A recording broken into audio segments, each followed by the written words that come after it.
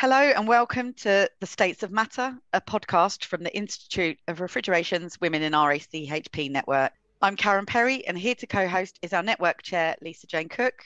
This episode, continuing our theme discussing subjects of interest for our industry's women, we will explore how to make the workplace more inclusive and in particular supportive of people who are neurodiverse, as well as supportive of workers' mental health and well-being. Very warm welcome to our guest, Solène Anglaret, founder of Beyond Borders and a consultant, a speaker and author with a mission to break down borders and bring us closer together through inclusive conversation. Welcome, Solène, and please do correct me on your surname if I didn't quite get it correct. But welcome. Thank you so much. It was perfect. Excellent. You're very polite. Solène, we would love to hear more about you and your career and highlights, but firstly, could I ask you to explain a little about what we mean by neurodiverse, just for those that really aren't too sure? Absolutely, happy to. And thank you so much for having me. It's amazing to be here. So neurodiversity is an umbrella term that refers to diversity in the human brain and cognition. So it's used to cover a lot of different human experiences, usually can include autism, ADHD, dyslexia, dyspraxia, dyscalculia, Tourette's syndrome, and more as well. In some definitions, it covers elements around mental health, like bipolar personality disorder, schizophrenia.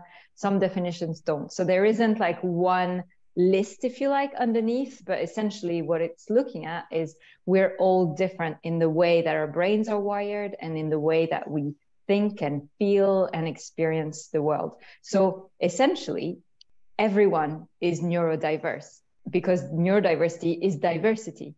But not everyone will experience barriers or challenges in interacting in society, in having conversation, interpersonal relationships, etc.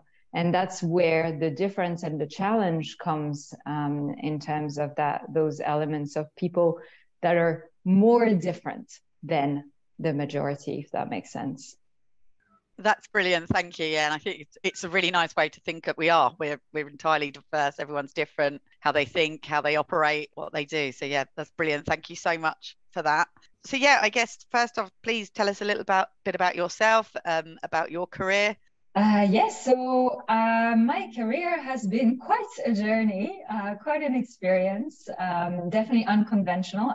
Actually, yesterday I was asked, could you please explain your career? Because I'm looking at your CV and it doesn't quite make sense.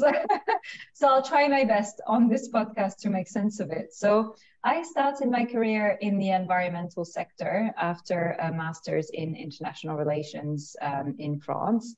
The beginning of my career started in the UK. I was working for a company called Veolia, and I was working in risk management for them. So everything to do with water, waste management, and looking at the risks around that. Did that for a couple of years, and I was like, yeah, this is really interesting. And it does align with my interest in sustainability and climate change. But there was a fire missing. And so I looked for lots of different options and I landed a job in the travel industry. And I ended up spending 7.5 years in the travel industry, working in the UK, in Germany, in China, and in Australia. I took various different roles, pretty much anything and everything from marketing to product development, strategy, ordering chairs, you name it. And then COVID hit. Travel industry wasn't the best place to be at that moment. So I ended up transitioning into diversity and inclusion.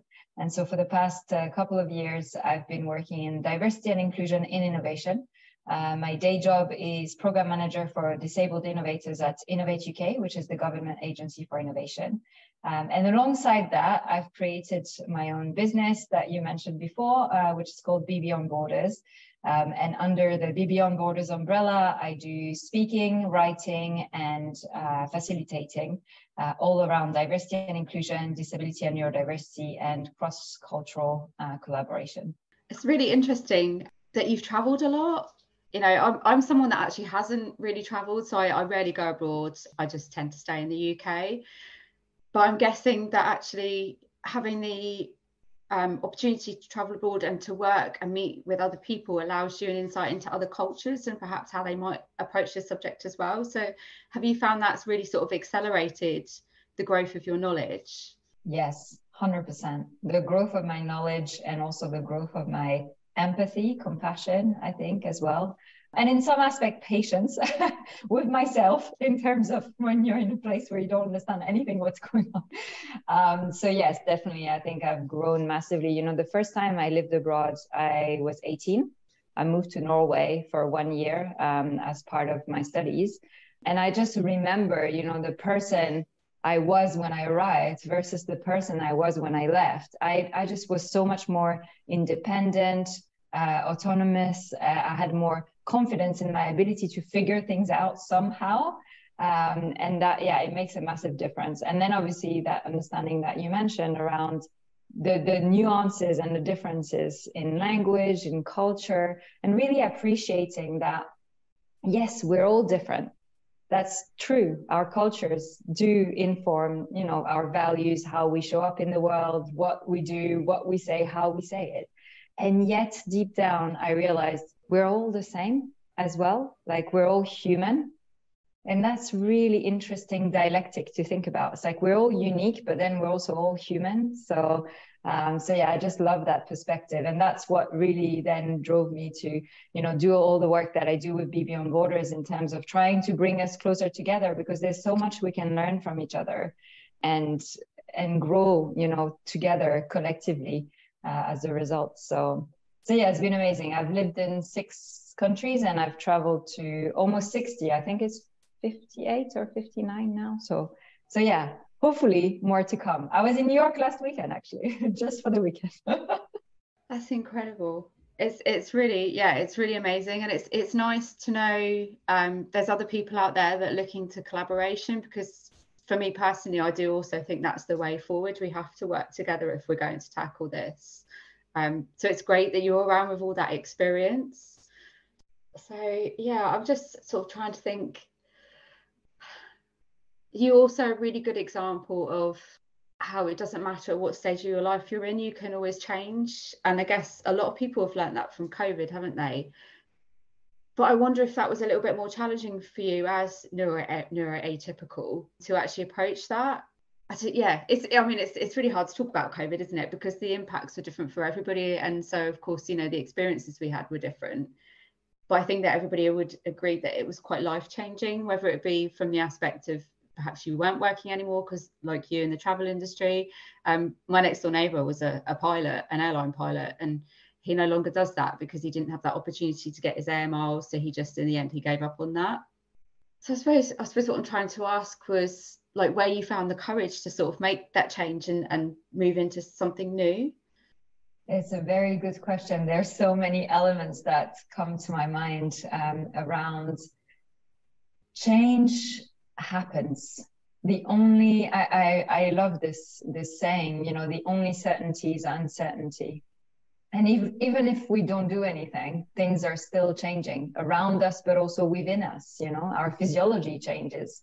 And I think embracing that change is amazing. You know, it allows you to open so many doors. And the connection with neurodiversity is quite interesting because, yes, I know that some people in the community find change quite daunting and quite difficult to navigate. I would say for me, it's almost the opposite. Like, I'm addicted to change. I love new things. I'm someone who's very creative and really likes building something new and coming up with the ideas. But then if someone else could deliver it and operationalize it, that would be amazing. You know, I'm not the person that you're necessarily going to ask about, you know, can you hold the fort for the next 10 years and drive continuous improvement? That's not going to be leaning towards my strengths. Can I do it? Probably. But will I truly enjoy it and will I be my best self? Probably not.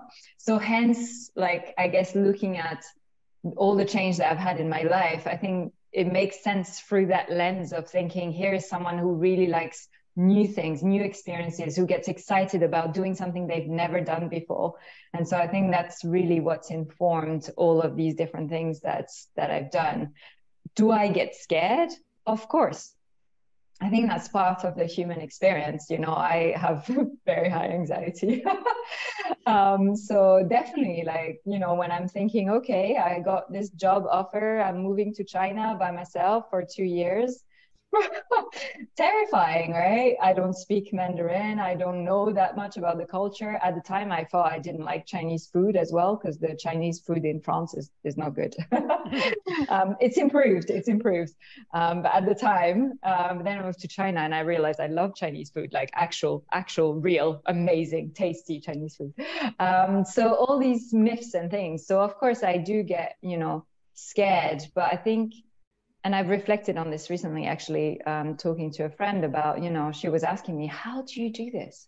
And I think for me, I just go, why not? Try it, see what happens. Doesn't work out, do something else. But then putting the additional complexity that you brought up, which is COVID, I think definitely that had a massive impact on all of us. I realized at that time that one of my coping strategies to stay grounded and stay myself and, and feel good about life in general was travel. If I had a problem, and in a way it was a bit of escapism. I had a problem, I would book a plane ticket and go somewhere, I'm not feeling good, just go on a weekend somewhere, just go for it, take my backpack, go somewhere. And that was gone.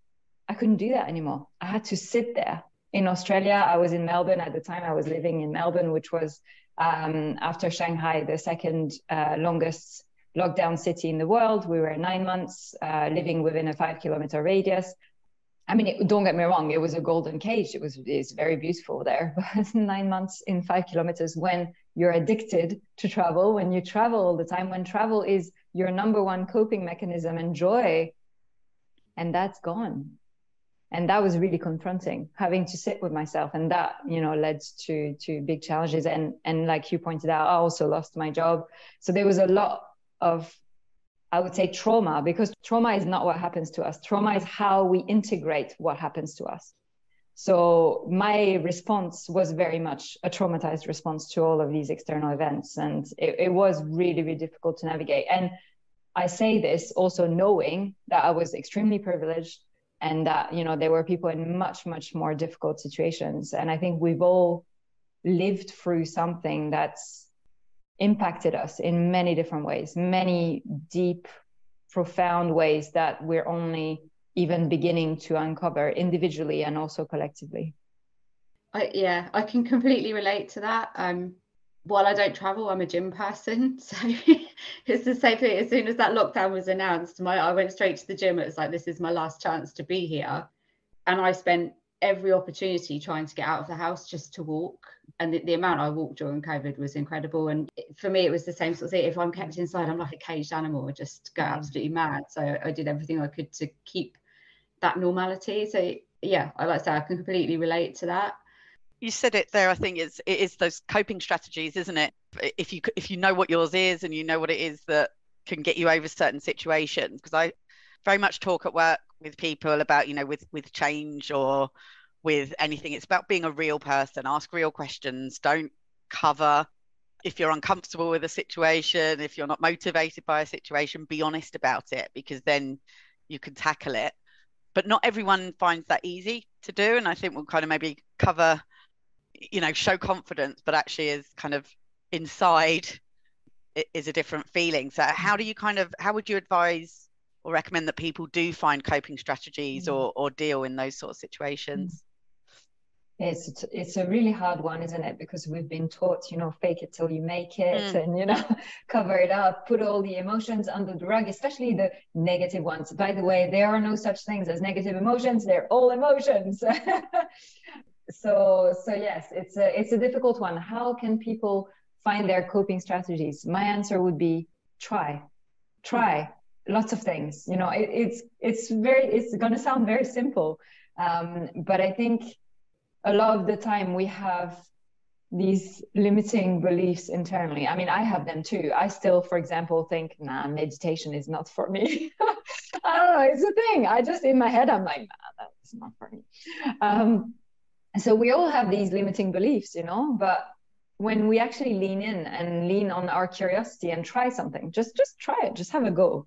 And then if it doesn't work, try something else, and just that experimentation and that playfulness, I think it's what is going to bring us to coping strategies that do work for us, because we've been willing to try lots of different ones and some that didn't work, but eventually we found a few that work for us individually. And I think the other thing is also not to think that there's only one, because we change. Like we've said before, we change all the time as people. Also, our environment changes. You know, maybe right now we're happy in our jobs, but then tomorrow, I don't know, the bus changes, or, you know, something, the office moves, or something changes, right? That environment change may impact us in a different way that we haven't experienced before. And if we're set on my coping strategy is this one thing that I do, maybe that one thing is not going to work in that new situation. So that constant revisiting, experimentation, you know, picking it up from different places. Like I just started early this year, a good things jar. So the idea is like, it's very simple. Get a pasta jar, get a shoebox, whatever it is that you have, a container somewhere around the house, and just get, you know, bits of paper, pen, anything good that happens that week, that day, that month, something, a highlight, just put it on there, put it in the good things jar. It's satisfying. It's amazing to even do it because you already feel grateful by doing it. But also it's amazing to have it. Because when you think about it, we get to the end of the year or even the end of the quarter. And yes, we do remember some of the things, but usually they're the closest thing to us in time. We tend to forget what happened before. So being able to reopen and see all of these good things and be like, oh, this was amazing. So all these good things happen. So I think, and this is new for me. This is something I'm trying this year, and maybe next year I won't do it, or maybe I will, but it's like constantly trying, revisiting. And if you hear something, for example, if I've just said good things are, and you're like, yeah, that sounds cool, then try it, you know, see what happens. And if it doesn't fit you and you hear someone talks about journaling or daily walks or lifting weights or going to bed at 8 p.m. Oh, that sounds amazing. Then try it. Okay, I'm definitely not going to be good at trying that, but I should. And then, oh, actually, I'm thinking as I'm talking, and I'll finish on this. I think another thing is reflecting on what we do that doesn't serve us. Because sometimes we're just thinking of adding things, like, oh, I'm just going to add this other coping strategy and this other thing and this other thing. But how about all the things we do that are not helpful? You know, like I tend to go to bed too late. I know that it's not helpful, you know? And so reflecting on that and addressing those or working on those as well in parallel, I think can be really helpful, because we can stand in our own way at times. We're taught almost not to flip between maybe one coping strategy into another, but you're right. It's about whether it works or not for different people. Not, oh, you gave up on that quite quickly, on to the next one. It's looking for what works. What I'm taking from it as well, the sort of feeling that I'm getting from what you're saying is, if people can recognise their wants, their needs, as well as like their skills and abilities, when you have that knowledge, you can apply that not only to your life but to your career. So that's when you'll start to make your successes, when you understand what it is that you actually want or need from an environment or a workplace, a relationship. When you've made that connection, you can start recognizing those things in that environment or that situation, and that can really help you to actually, you know, just overall be better. Like your well-being will improve if you're happy in your environment. So it's, well, I say, or at least that's what I'm taking from you, is that like if you can understand what you need, you can work on that, and you can get towards those goals and actually create a place that you're happy on your own, and not, I suppose, because it's something that we all do, is sort of blame external factors as well. You always have the opportunity to move out of that environment. Yeah, I really liked how you summarized it. That element of self-discovery is absolutely critical. I actually wrote a piece about this, about the path towards self-inclusion and self-belonging. And it was through, okay, I'll just go slightly back in time. I came to a point where I had no idea who I was. I spent so much time masking my differences, trying to fit in, trying to be accepted, trying to please other people, trying to have a successful, in massive inverted commas, life according to society standards, family background, etc., that I completely lost who I was. I just didn't know, what do I want? What do I even like? What are my values? I just don't know. And it was this journey towards self-discovery and that introspection, that very uncomfortable thing of looking inwards, like you said, rather than looking at external factors. Give me the answer. Tell me who I am. Fix me, right? It's like, looking inwards and trying to figure out some of these answers to these questions was absolutely critical. And I was having this conversation with, I did do some coaching at the time with my coach, and I was telling her, I want to create a world where people don't feel excluded, because I've experienced that and I don't want anyone to feel that way. I want to create an inclusive world where conversation happens, where we come together, we respect each other, we lead with kindness. This is what I want to do. She said, Solène, this is really interesting. How can you create inclusion in the world if you're not inclusive towards yourself? And that was like penny drop moment. Whoa, okay, interesting. Because I wasn't including all parts of myself. I had so much shame attached to certain parts of me that I was hiding from the world, that I was hiding from myself. And that, I think that is really resonating with some of the things that you were saying, that looking inwards, it's uncomfortable, but it's really important.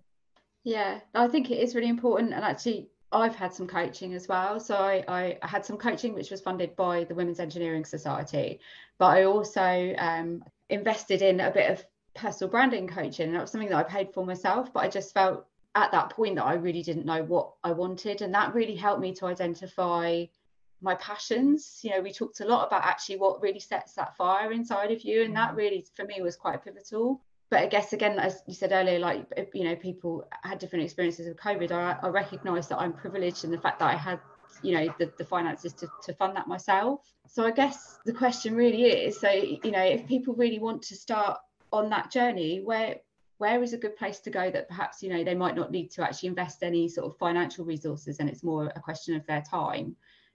How do you start that journey of discovery? There's so many resources and places to start out there, I think, and also within. I think I would say, actually, I was talking about this yesterday. It's really funny how, the planets align sometimes and you just feel like, oh, this is really interesting. Someone was asking me, how did you find your purpose? How do you find your purpose? And I remember watching this TED Talk that was about, stop looking for your purpose and start following what you're curious about, and then your purpose will find you. And for me, that was like, for the longest time, I was like, oh, I need to know, like, why am I here in the world and what am I here to do? And I need to find this big, great, big purpose. And that reframe was just mind-blowing, because all of a sudden it gave me permission to just explore and experiment with lots of different things, and eventually figuring out what, like you said, brought me most joy and passion and enthusiasm. So I would say one thing is follow your curiosity and notice when you're really like into something and enjoying it and losing track of time. What are you doing? Who are you with? What does it feel like inside? What are the emotions? What are the body sensations? What are the thoughts that come to mind? I think that it gives you so much insight in terms of those passions and those, missions and things that you might be interested in exploring more and going deeper into. That's one thing. And then the other thing, I think, is looking back. There is very useful insight in the kid that we were, or the kids that we were. I look back at the little girl that I was before the bullying started, before I thought, I can't be myself, I need to be somebody else, I need to hide who I am because I'm not acceptable, I'm not lovable. And there are ways that I can imitate other people that seem, in inverted commas, normal, that seem popular, that maybe then it will, I will be fine, kind of thing. Before that started, I look at that little girl, and she knew exactly what she wanted. Do you know what I mean? Like, she wanted to be on stage. She wanted to change the world. She wanted to help people. She loved talking and dancing and painting. So I think looking back at, before, almost like before you got formatted somehow by society, family, culture, whatever it is, what did that child like, love, wanted? And going back to that and exploring that a bit more, I think is really useful as well. So that would be the two things that I think only require time, that I would say. And then the third thing is just pick up external resources as well, because I think the inner work can really be informed also by, you know, listening to podcasts like this or reading books, you know, that might relate to the topic that you're interested in. I'm a fan of books and audiobooks. If you're not into reading, I mean, now it's amazing. You can just plug it in your ears and walk around and be listening to all these amazing books. So yeah, I've gained so much from listening to other people's experiences and stories, I feel like, that have informed then the inner work that I've been doing. You're right. Podcasts definitely are a brilliant way to learn. I've probably come quite late to the party. I think sometimes, you know, it's only been the last year or so that I've been listening, but I really enjoyed them. But I picked up on something you were also talking about, like the passions and finding those passions. And it made me think back to like neuro-atypical people and perhaps how we can harness those passions to actually, you know, release some real productivity in the workplace. Because, you know, I think we know a lot more and we understand a lot more about that now. There's a lot of influencers out there in the public that are actually talking about what life is like to live with certain neuro-atypical conditions. So I guess really it's the sort of question I'm trying to ask is how, if you say a runner, an operator, an owner of a business or a manager, how you approach that topic with somebody. Like, how do you start that conversation about what part of this job really brings you joy, or is there something else that you would really like to do, so we can actually really start to unleash almost those superpowers that these people have? Because when you find that passion, I think that, you know, that really shows in the work that they do. I'm trying to think about the different aspects of the question, because I think there's lots in there which is really, really good, interesting topics, like subtopics that we could go into. There's the element of how do you start the conversation as a manager. There's the element of noticing the strengths and talents that different people bring. Yeah, I think on the second point is coming back to that we're all neurodiverse, but not everyone is marginalized for it. And I think if we all look at inclusion of everyone around the table with then catering to people's specific needs, preferences, ways of communicating, etc., we will all benefit as a group. So rather than thinking, oh, the onus is on the one person that feels very different and that, you know, they need to somehow come to the team and disclose and tell everyone and educate everyone and, you know, say what they need and all that. Instead of that, it's like, how do we create the safe space around everyone? How do we encourage people to talk about, I work my best in this environment, in these conditions, with these ways of communicating, etc. There are amazing people, like Diversity and Ability is a social enterprise based in Brighton, for example. They've developed an Access Passport. It's an app, and you can put in there your work preferences. And so everyone can input their work preferences, and say you're organizing a meeting, you could ask people to send you, even anonymously, their work preferences. And so prior to a meeting, you will know, for example, oh, I'm inviting 10 people. I know that 6 of them like to have the agenda in advance because it helps them. Brilliant. Then I need to make sure that I do that. And so I think normalizing adjustments, preferences, that conversation really, really helps. I think the second thing is being aware that difference brings other perspectives.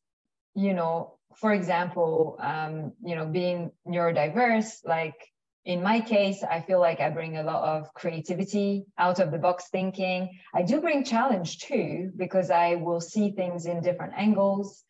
I love talking. I love sharing stories. You know, I bring a lot of emotion to the work that I do, which has very often, especially when I was in leadership roles, like leading teams, has been viewed as a weakness, but in my mind is a strength. And I've had to reframe that myself, by the way, because we all hold certain limiting beliefs as to what leaders are supposed to be like or look like or sound like, etc. So I think like noticing those differences and really leaning on those strengths and looking at the team as like an ecosystem and thinking like who brings what and who can help each other in which way for the benefit of everyone leading and driving towards that common purpose and vision. And normalizing that also people will have different strengths, therefore they will have different challenges. Say for me, I show my emotions, like I said before, and sometimes, extreme emotions. I can tend to take things pretty personally. So like giving feedback, receiving feedback can be more challenging, and I much prefer it in a private environment. So knowing all these things, like whether you're neurodiverse, diagnosed, self-diagnosed, not yet diagnosed, not, neurodiverse in the first place. Well, we're all neurodiverse, but not neuro-atypical in the first place. We all have these different preferences. So I think having that conversation is really important.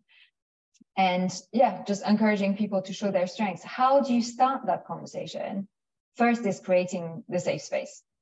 We can't have these conversations if we haven't spent time on company culture, values, on openness, vulnerability, leaders, but also team members, everyone being vulnerable, being encouraged to be vulnerable, because there is a big risk. It's not easy, to say, hey, I'm neuroatypical, here's my diagnosis, here's my story, is terrifying. What if it has an impact on my progression? What if it has an impact on how my colleagues view me? What if it has an impact on how my team members view me? And then the question is, what if I get asked what I need? I don't know. Do I know?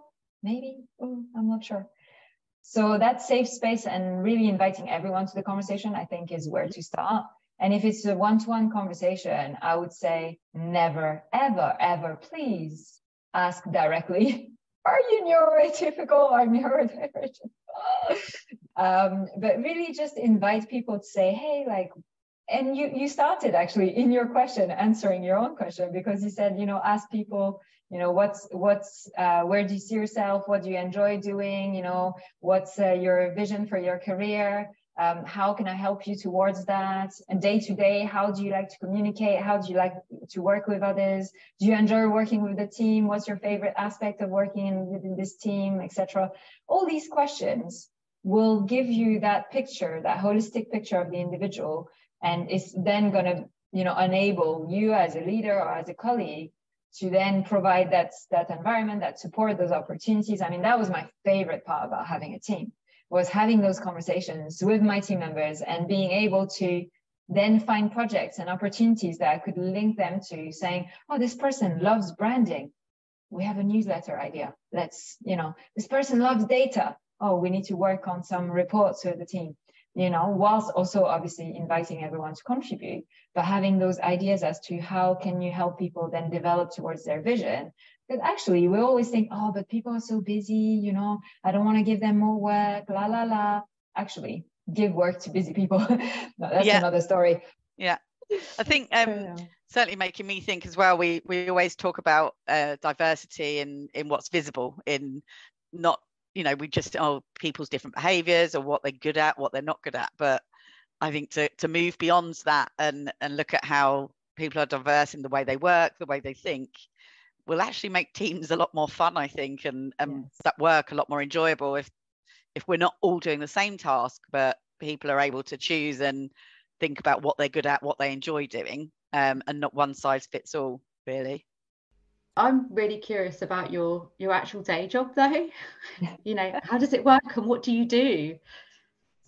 So my job is to look at how do we make innovation more accessible and inclusive for disabled and neurodiverse people.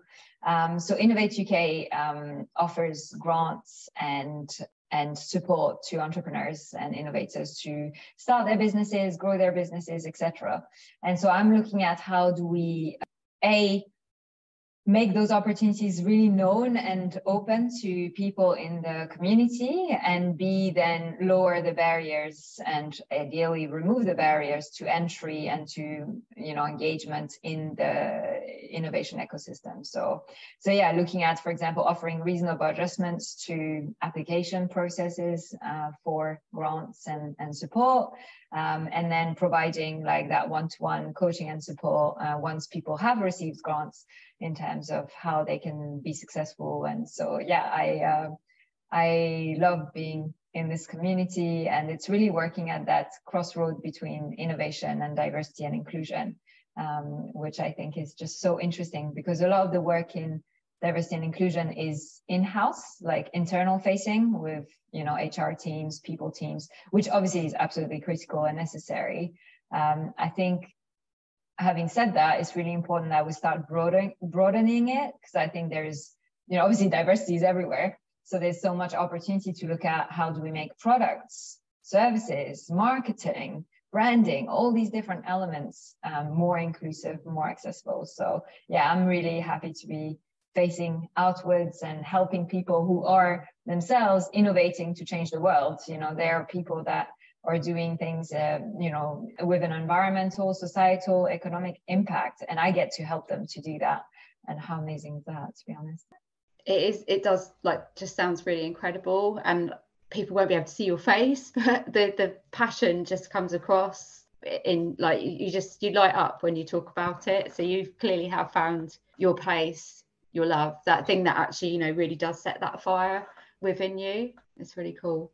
I know you mentioned earlier with coping strategies about the travel, and yeah, I'd love to, on a bad day, that's it, I'm off. How in that workspace as well can companies, I guess, and other individuals support people when people are maybe feeling overwhelmed, that we actually do see it and are able to kind of help without, like you say, asking directly questions? How can we support people to be open and be able to talk more about how they're feeling? And I think it's a very interesting question, because it almost implies that's the goal, when there is always this thing that I ponder in my mind in terms of where does the responsibility of the workplace start and end, and the responsibility of the individual starts and end. Because there is an element of, we're all responsible and accountable for our own well-being and our own healing and coping strategies. And then there is an element of the workplace is responsible to provide the environment where it is safe to talk about these things, and where it is, not stigmatized and not judged if you are going to choose to disclose or share your story. So I think those two things have to come together. Because I'll just give you an example. When I was working in China and in Australia, I was working, specifically in China, 80 hours a week, every single weekend, every single night. I loved my job.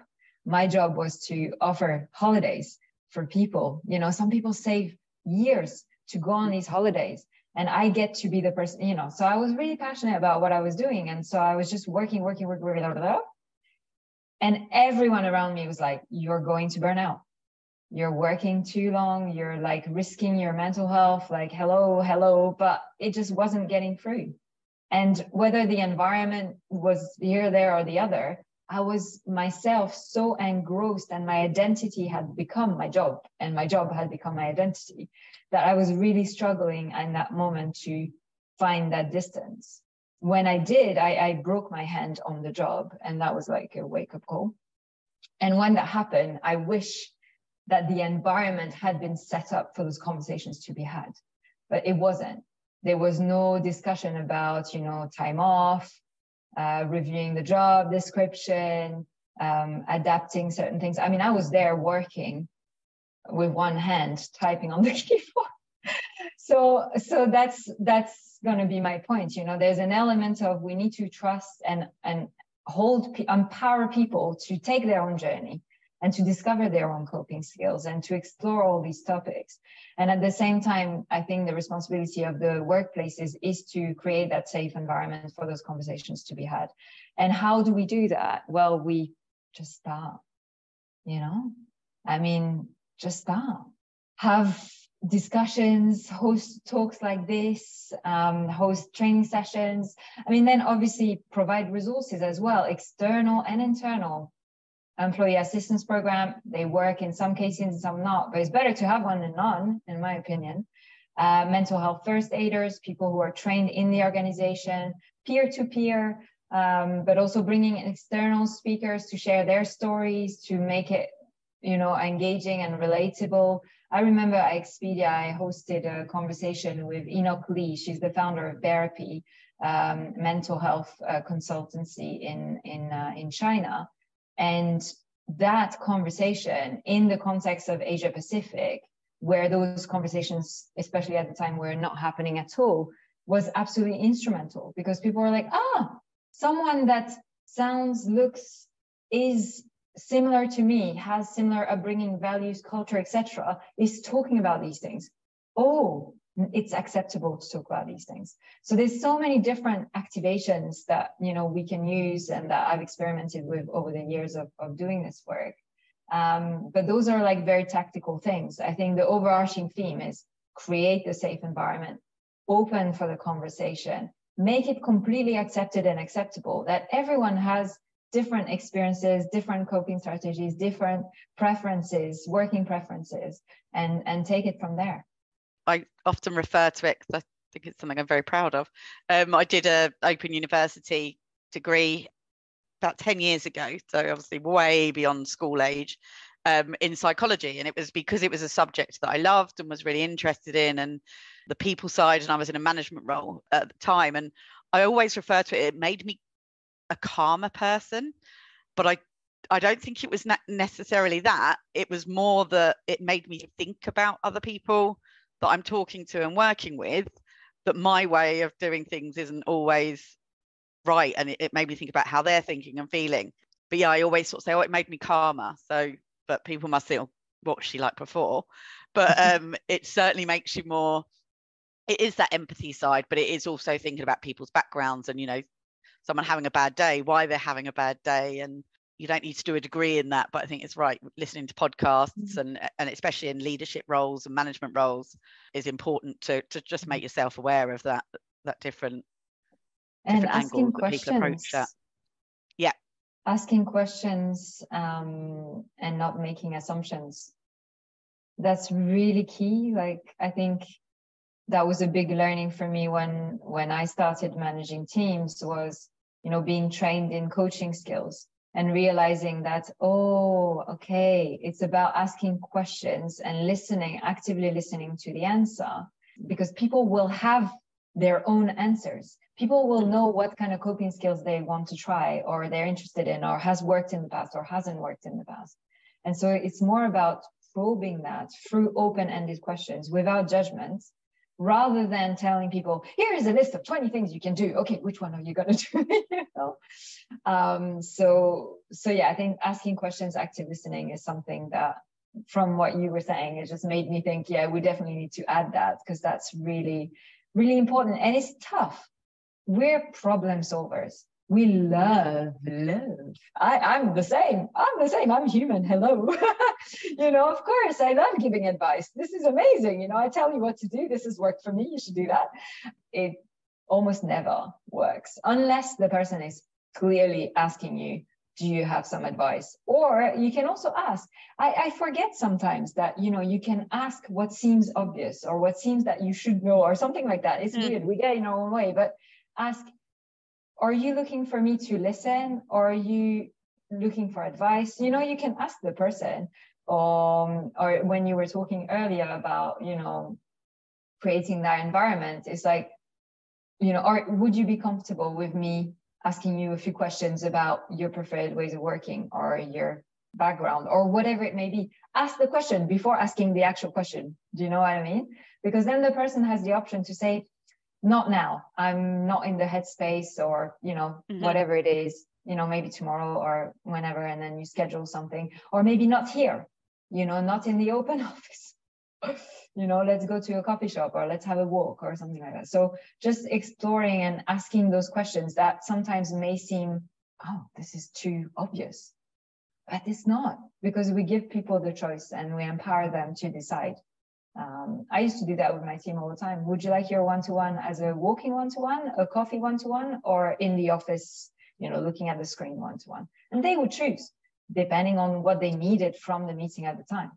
So yeah, try that, see what happens. That's a great way. I've worked with a manager in the past, and I would ring and have a good old rant, as I would kind of say, and kind of about something, and quite emotional kind of chat over the phone. And you used to get a, right, what do you want me to do? And I'm, oh, nothing, I'm okay now. And it was like, thanks very much. And it was just get all that energy, that bad energy out, and then carry on with my day. But it's not always about doing something, is it? It's actually, I just want someone to listen to me, and then I'll be okay and go away. But I think that's a great idea for one-to-ones as well, because we all do a very official office-based process. But yeah, it's just about talking, isn't it? And feedback and ideas and one-to-one two-way conversation. I'm the sort of person that when I get a request for a one-to-one, I always think that I've done something really bad. They're horrible. We spoke about them last week, about the scorings, and I don't think they've evolved from when I first started work. Are kind of like, you can't fit someone in a box of what they are or what they're doing, and I think it is moving away from that, what level you're at, and looking at different things. Yeah. I was on Google thinking, there's got to be a better way, but haven't those found boxes it yet. Have always really freaks me out.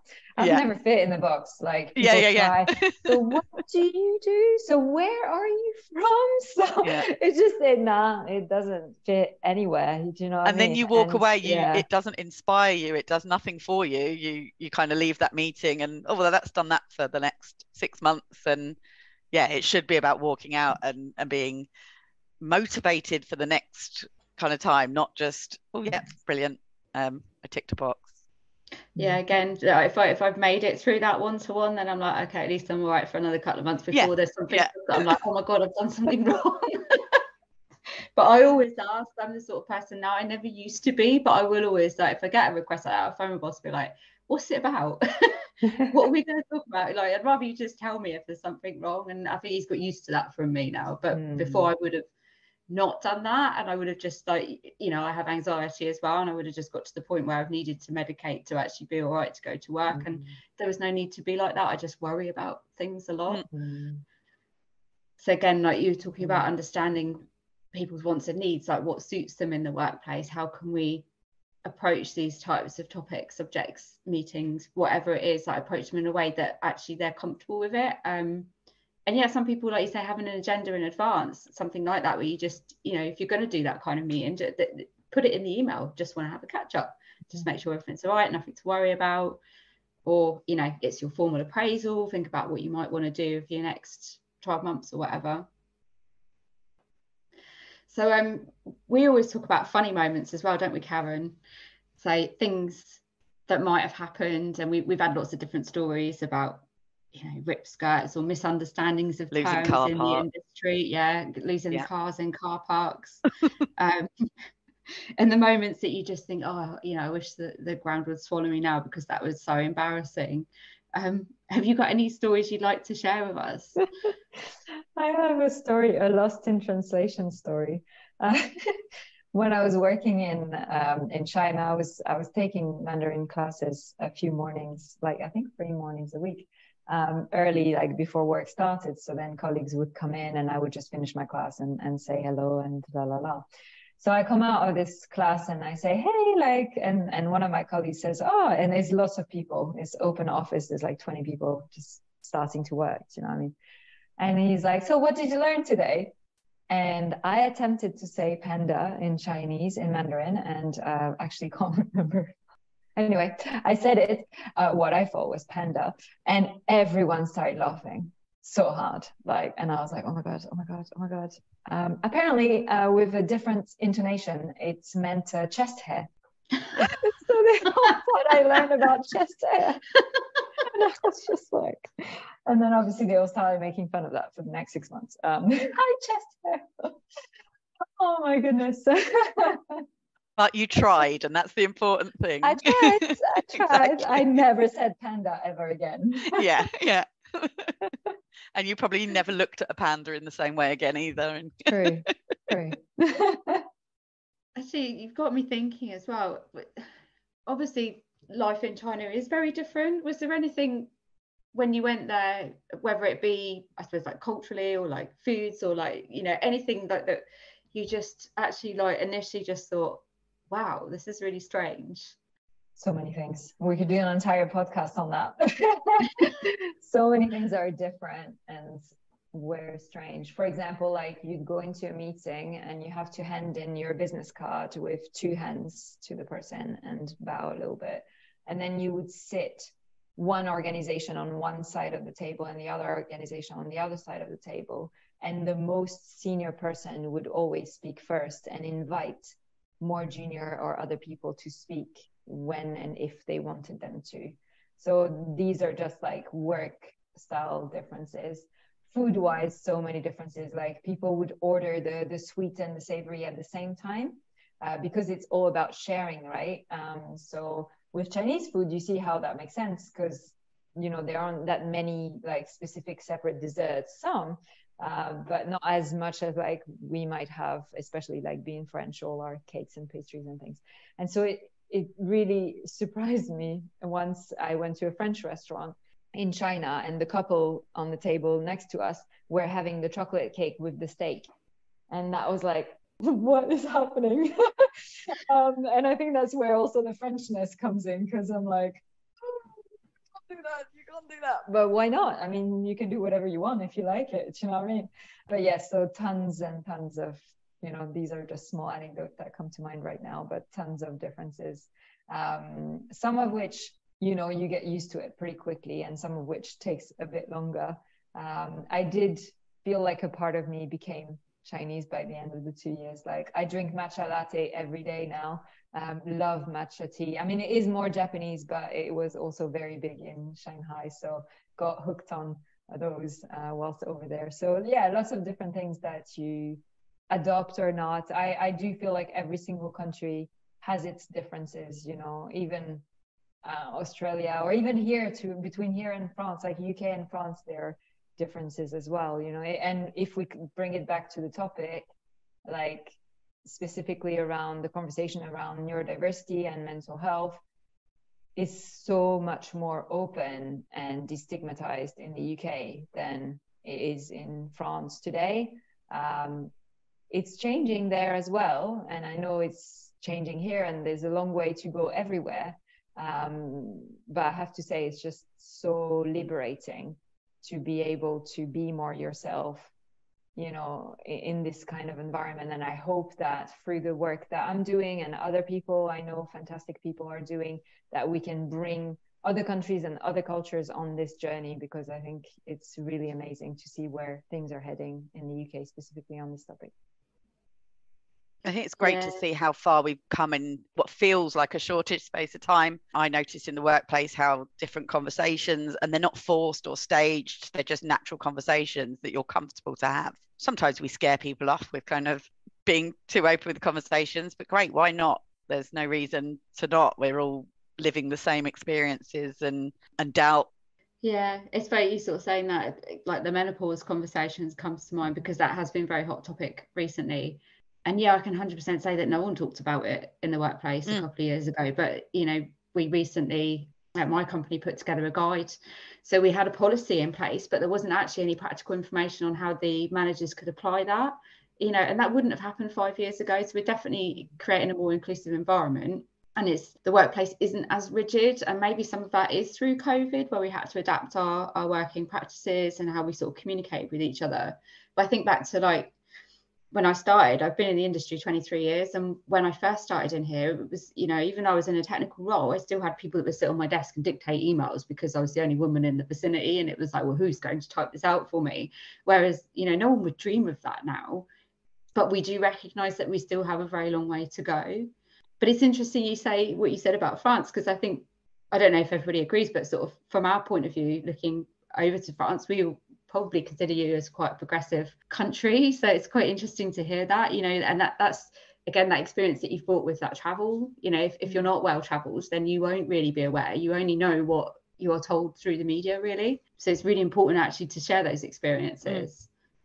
Yeah, and I just to say that I was specifically commenting on neurodiversity and mental health. So there's definitely other areas where I think, gender equality, or other areas where definitely France is, has always had that equality mindset, but it's like shifting also to that equity mindset. So that's probably a conversation for a different time. But yeah, I think every country will have its nuances as well, where some countries will be more comfortable with certain topics and aspects of diversity and inclusion because of the underlying culture nuances, and then other topics maybe less so. So yeah, there's a lot of work to do on those things.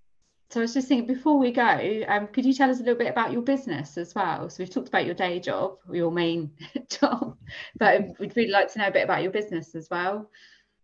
Yeah, for sure. Happy to share. I think we were going to do a what the fuck moment as well. I prepared that one.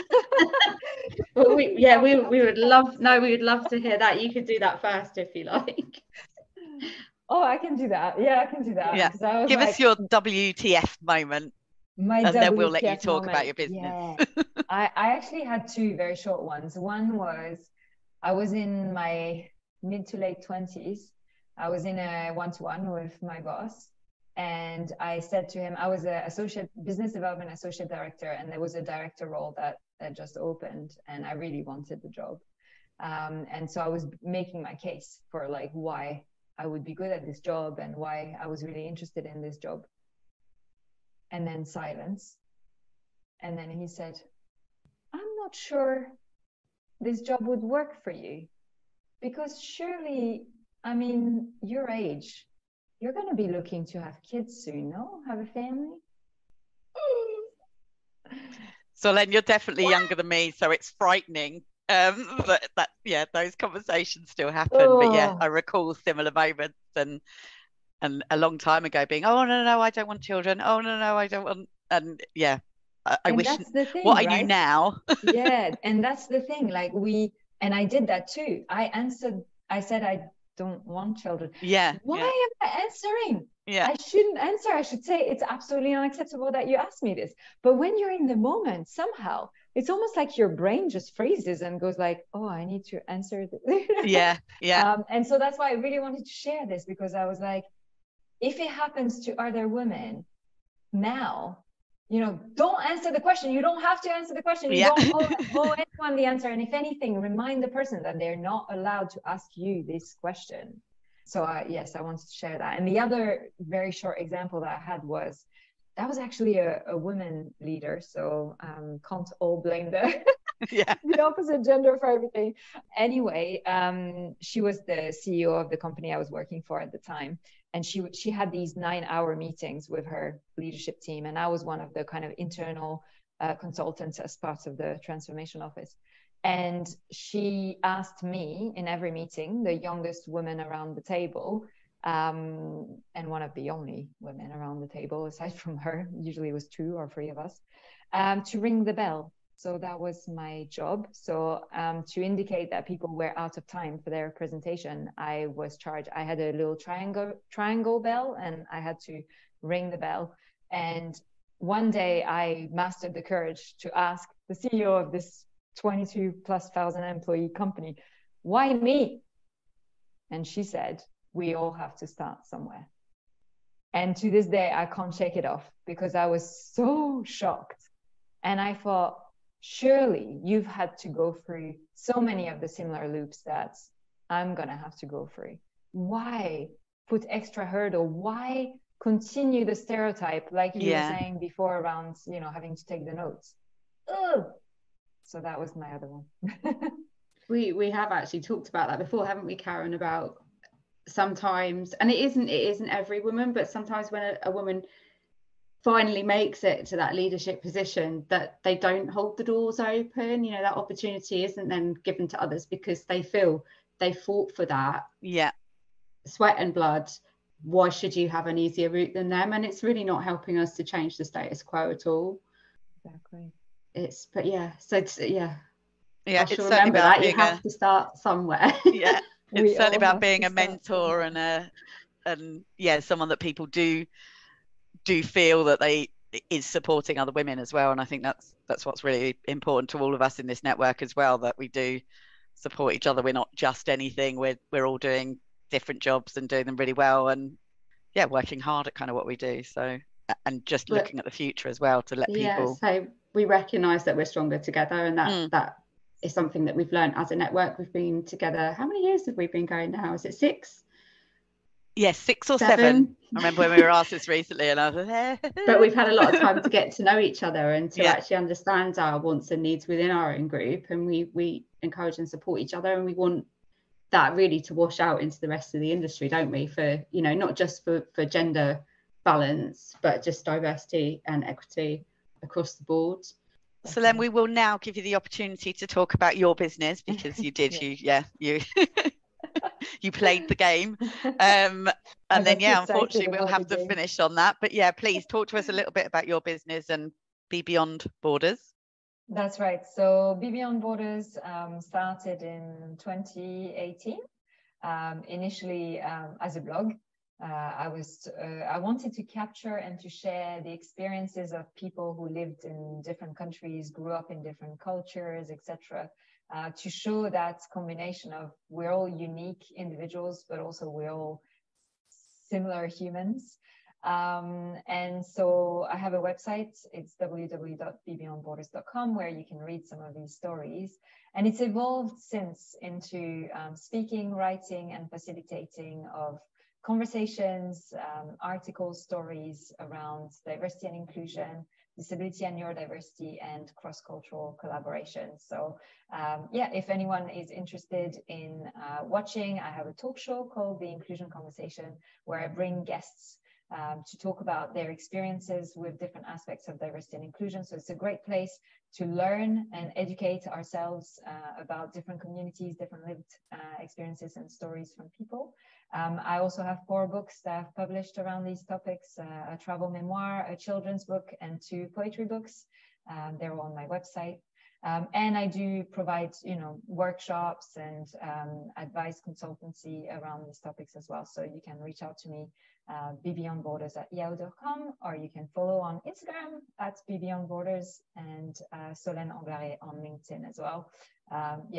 Love a bit of social media. So that's it. That's me. Thank you so much. We'll share the details. Honestly, I want to keep you. Your infectious positivity, your enthusiasm. It's just lovely to talk to you. And I think just from talking today and learning from you, I will become a better leader and a better manager at work as well. So really, really enjoyable. Thank you so much for taking part. Thank you so much for having me. I really enjoyed it too. Thank you. And thank you for listening to this podcast, and we hope you found it interesting and inspiring.